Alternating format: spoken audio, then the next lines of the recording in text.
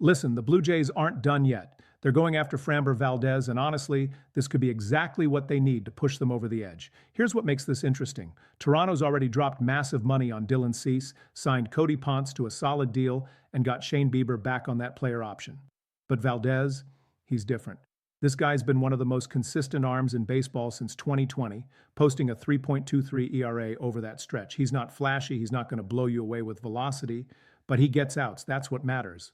The 32-year-old left-hander went 13-11 last year with a 3.66 ERA for Houston, struck out 187 batters in 192 innings. Those are workhorse numbers.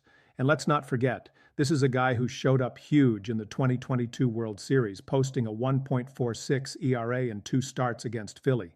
That's championship-level pitching when it counts most. Now, some people are looking at Toronto's rotation and saying they're already stacked. Gausman, Berrios, Cease, Bieber, Ponce. That's 5 quality starters right there. Add Trey Yesavage, Eric Lauer, and Bowden Francis into the mix, and you've got serious depth.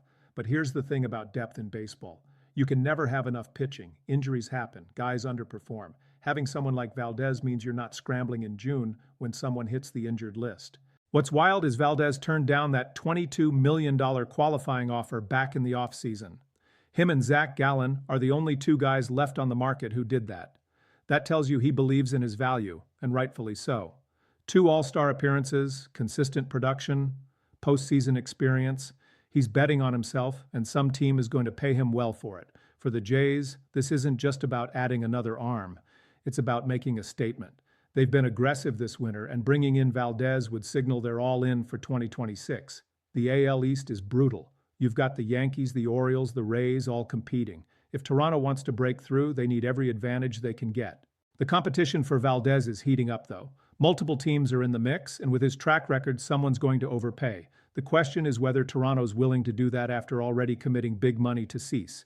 Budget-wise, it's a gamble. But sometimes you have to take risks if you want to win. Valdez's sinker is elite.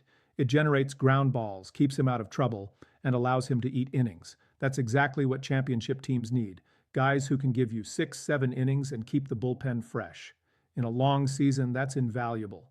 Look at Houston's run over the past few years. Valdez was a massive part of that. He's proven he can handle pressure, handle big moments, and handle a heavy workload. If I'm the Blue Jays front office, I'm doing everything I can to get this deal done. Yes, you've already spent money. Yes, your rotation looks solid, but solid doesn't win championships in the AL East. You need dominant. You need depth. You need guys who've been there before. Valdez checks all those boxes. And let's be real, left-handed starters who can consistently give you 200 innings with an ERA under 4 are rare.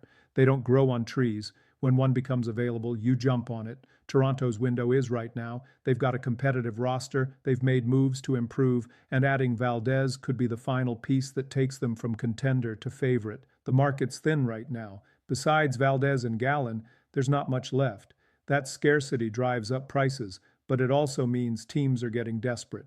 Toronto can't afford to miss out on this opportunity. If they let Valdez sign elsewhere and then struggle with injuries or inconsistency, they'll regret it. Bottom line, this is a high-stakes move for the Blue Jays. They're already committed to winning now with the Cease signing and the money they've spent. Adding Framber Valdez would solidify their rotation as one of the best in baseball and give them a legitimate shot at October. The question isn't whether they should go after him, it's whether they're willing to pay what it takes to get him. Because right now, multiple teams are circling, and someone's going to land one of the best pitchers still available. Toronto needs to make sure it's them.